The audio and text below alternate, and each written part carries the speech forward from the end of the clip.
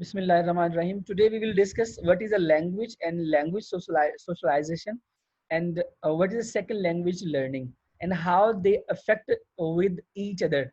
Language socialization and second language learner. What the impact both put at one another or each other. First of all, we have to see what is a language and what is a language socialization. Socialization where or through language to use language in socially appropriate ways, focused on very young children acquiring their first language and on the relationship between culturally specific pattern of language socializations. Actually, uh, when we learn first language acquisition or when we are in the process or second language acquisition, definitely there is a link between the cultures, or there is a link between the person who has already acquired his first language and want to know or want to learn his second language acquisition, or in which he lives, the circumstances, the impact of culture or impact of society help him, or might be possible to make a barrier for him to learn a second language, second language acquisition. But when we try to learn a second language acquisition, the impact of socialization is very much important. अगर एक बच्चा first language acquire करता है तो definitely वो definitely in born capabilities हैं, लेकिन जब वो सेकंड लैंग्वेज को अक्वायर करना चाह रहा होता है तो सेकंड लैंग्वेज अक्वायर करते वक्त सोसाइटी का, कल्चर का उसके ऊपर बहुत ज़्यादा इम्पैक्ट होता है. और the relationship between culture and the language, और द कल्चर और the language society where he lives और where he want to live, इसका भी बहुत ज्यादा असर होता है. जो लैंग्वेज सीखने जा रहा है, if he stays or if he lives in the position or in the peoples or in between the peoples to whom the first language is, but that first language is considered for him as a second language. जिस society में रहता है वो first language उनकी है, लेकिन यहाँ से वो वहाँ सीखने के लिए गया है, इसकी वो सेकंड लैंग्वेज है, और वो जो सोसाइटी का इम्पैक्ट होगा उस लैंग्वेज के ऊपर बहुत ज्यादा असर करेगा.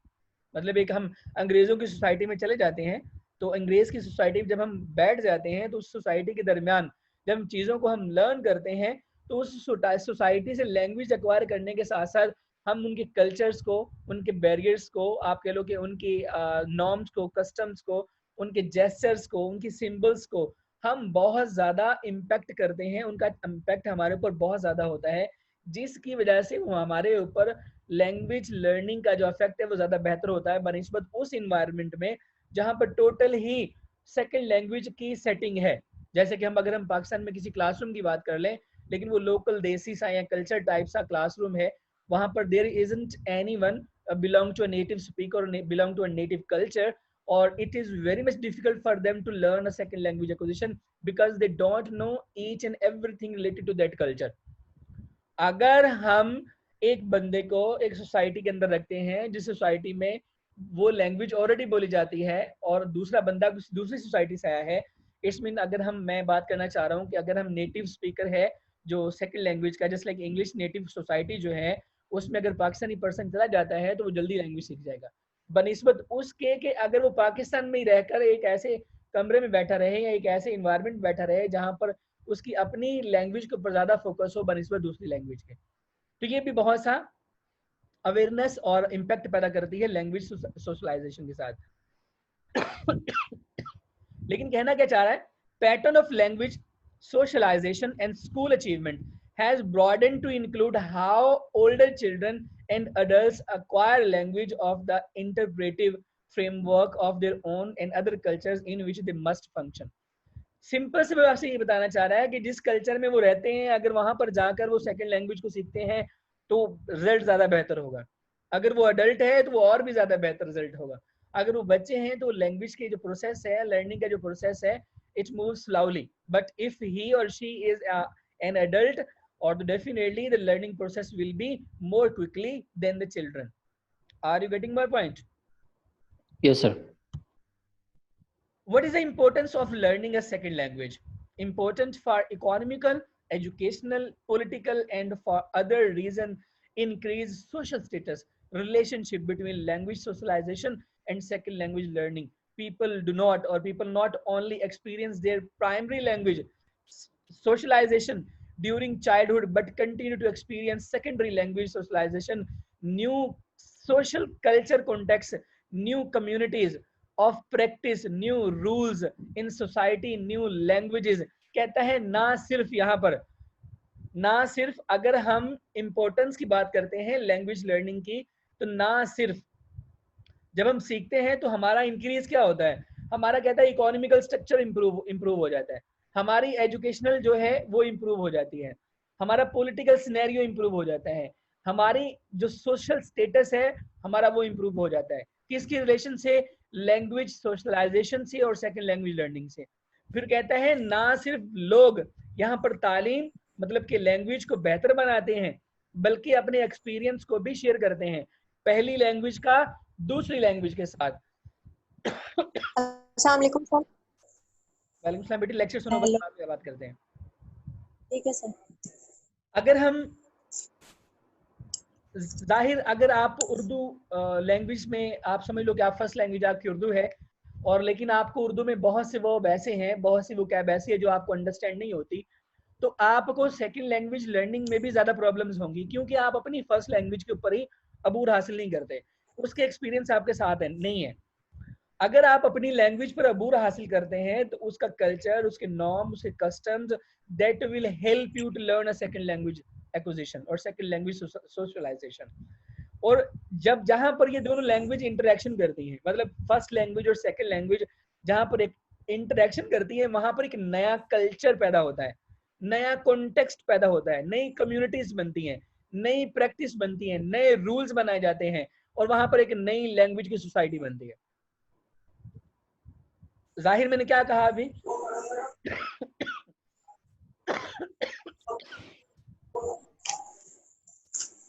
जी सर, आपने ये कहा कि अगर आपकी अपनी where the point where the two context, the context one, it's mean language one, L1 and L2 are intermingled, there must be the social, where there must be the new social culture, new context, the new communities, new rules for practice and new language society। ठीक है, आपको ये सारी चीजें नहीं मिलेंगी वहां पर, आपको सोशल कल्चर नया मिलेगा, कॉन्टेक्स्ट नया मिलेगा, कम्युनिटी नहीं मिलेगी, नए रूल्स मिलेंगे और सोसाइटी फॉर न्यू लैंग्वेज मिलेगी। नेक्स्ट हमारे पास है कि if interaction of socio linguistics with language acquisition, तो फिर क्या होगा? कहता है कि दो तरह से लैंग्वेज एक्विजिशन जो है वो इंटरलिंक करती है, उनकी interactions, there are basic two rules where the socio-linguistic or social cultures are intermingled. First one, social interaction perspective, and second one, innate perspective. जब सोशल इंटरेक्शन पर्सपेक्टिव होता है तो यहाँ पर हम कहते हैं जी language is learned through interaction with others. हम दूसरी सोसाइटी में चले गए, वहां पर वी वेंट टू और we go to other society and we met with the people and we meet with the people and we learn the different things after meeting or after conducting some interactions with that peoples। और definitely जहां पर interactions होंगी वहां पर हम कुछ ना कुछ नया वहां पर सीखेंगे। अगर हम लोगों के मिलने की वजह से सीखते हैं तो ये हमारी सोशल इंटरेक्शन पर्सपेक्टिव्स होंगे, और ये इंटरेक्शन ऑफ सोशल लिंग्विस्टिक के अंदर लैंग्वेज एक्विजिशन की टर्म में आएंगे। इन सोशियो लिंग्विस्टिक इंटरेक्शन वो दो तरह से होती हैं। First one social interaction perspective होता है, और जहां पर हम लोगों की आपस में इंटरमिंगल होने से, लोगों के आपस में इंटरकनेक्ट होने से हम पैदा करते हैं। दूसरा इननेट पर्सपेक्टिव होती है, और इननेट पर्सपेक्टिव क्या होती है कि language is learned by innate capabilities, और ये यहाँ पर कॉन्सेप्ट जो है नॉम चॉम्स्की का यूनिवर्सल ग्रामर का इंप्लीमेंट होता है कि हम यहाँ पर इंप्लीमेंट जो कर रहे हैं वो लैंग्वेज पर्सपेक्टिव इस तरह से लेके आ रहे हैं। लेकिन अगर हम इननेट पर्सपेक्टिव की बात करते हैं तो इसकी दो रीजंस हो सकती हैं। जाहिर जैसे मैंने पहले थोड़ी देर कहा कि if my parents belong to a L1 just like Pakistani Urdu language and they went to England and my birth was there, definitely there are the most common capabilities of innate capabilities of the both language L1 and L2 दोनों मेरे लिए innate का काम कर रही होंगी। ये भी कॉन्सेप्ट इसके अंदर इंटरमिंगल करेगा। लेकिन यूनिवर्सल ग्रामर की जब हम बात करते हैं कि there is a language acquisition device in every person's mind and we learn language according to the situation। अब यहाँ पर ये भी बात वेरी आती है, बट दो चीजें जो आपको सेपरेट रखनी है, फर्स्ट वन सोशल इंटरेक्शन है, the point where we learn the language while contacting with the other peoples. और दूसरा point, we learn a language while having the capabilities of innate perspective. हम दो तरह से लैंग्वेज लेके चलते हैं जहां पर लैंग्वेज की सोशियो लिंग्विस्टिक इंटरेक्शन होती है. क्लियर? Yes sir. नेक्स्ट आपके पास है narrative and transmission of culture. क्या होता है? हम हाउ वी एक्वायर नरेटिव और narrating and transmission of culture, इन दो चीजों को हम लेते कैसे हैं. यहां पर पहली बात करता है कि parent child narratives are an instruments for transmitting culture values. अगर पेरेंट्स के कल्चर्स अच्छा है और अपने कल्चर्स को नहीं छोड़ता तो कंफर्म है पेरेंट्स का कल्चर बच्चों में ट्रांसफर हो जाएगा. और sometimes children are a ditto copy of their parents and they predict as their parents were. वो बिल्कुल वैसा ही प्रिडिक्ट करते हैं जैसे उनके कभी पेरेंट्स थे. जब कल्चर उनकी वैसी होती है, लैंग्वेज उनकी वैसी होती है, norms, custom, traditions, and they belong to as their father and mothers were. वैसे ही लगते हैं जैसे उनके कभी माँ बाप थे, कभी उनके आबाओ अजदाद थे. ये पहली नरेटिंग या ट्रांसमिशन ऑफ कल्चर होता है.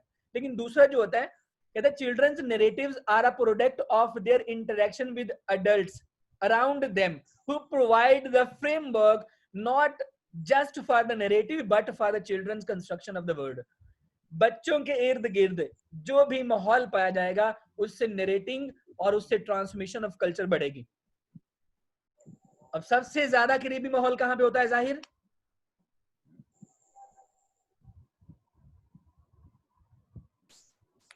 Definitely home. जी सर. बच्चों का सबसे करीबी जो आपके लोग के फ्रेमवर्क होता है वो कौन सा होता है? और फ्रेमवर्क बच्चों का जो सबसे करीबी होता है उसके इन हाउस ही होता है, उनके पेरेंट्स ही होते हैं, उनकी फैमिलीज होती हैं, यस सर. बिलोंगिंग्स होती है जैसे कि स्कूल है, एकेडमी है, या उसका फैमिली है, उसका खानदान है, हाउस है.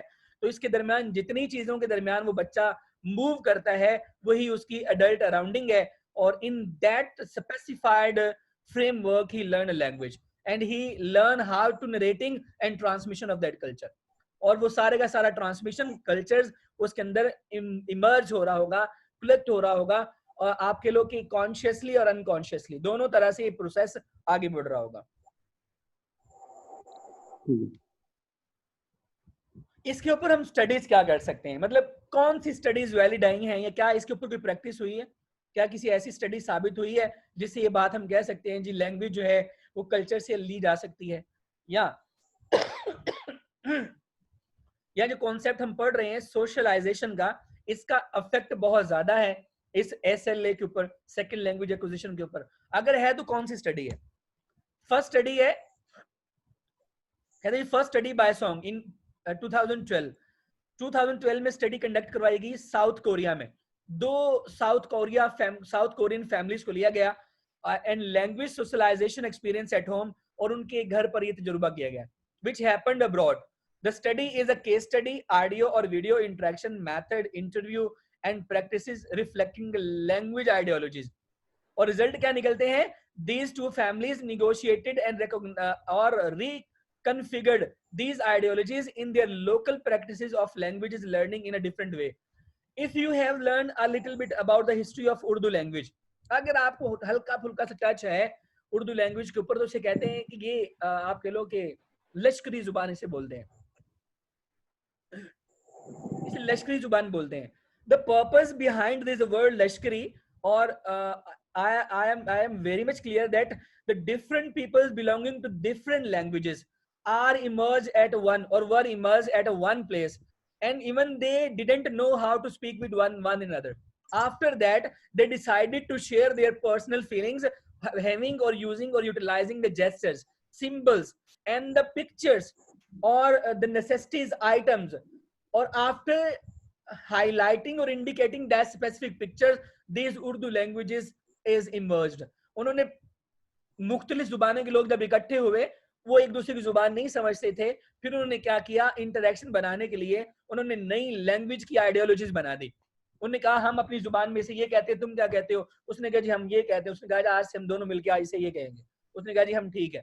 तुम क्या कहते हो? हम चारपाई को कोट कहते हैं. उसने कहा तुम क्या कहते हो? हम जी हम चारपाई को चारपाई कहते हैं. तो उसने कहा जी हम आज से चारपाई को ये नाम रख देते हैं. इत्तफाकन, को इंसिडेंट नहीं हुआ, निगोशिएशंस हुई, वहां पर रिकंस्ट्रक्शंस हुई, रिकन्फिगर्ड की गई आइडियोलॉजीज को, और फिर वहां पर लोकल प्रैक्टिस अप्लाई करके एक स्पेसिफाइड लैंग्वेज बना दी गई। तो यहाँ पर वही केस यहाँ पर जाहिर करता है, वो साउथ कोरियन फैमिलीज के ऊपर मनाता है कि उन्होंने नई आइडियोलॉजीज बना दी, लैंग्वेज की नई प्रैक्टिस कर दी। रीजन क्या बनी कि एक पर्सन दूसरे पर्सन को नहीं जानता था, और इसलिए उन्होंने आपस में बोलचाल करने के लिए, वक्त का टाइम पास करने के लिए, अपनी जरूरत को पूरा करने के लिए उन्होंने कुछ ऐसी आइडियोलॉजीज बना दी कि जिनसे वो दोनों एक दूसरे का फायदा उठा सकें। Getting my point? यस।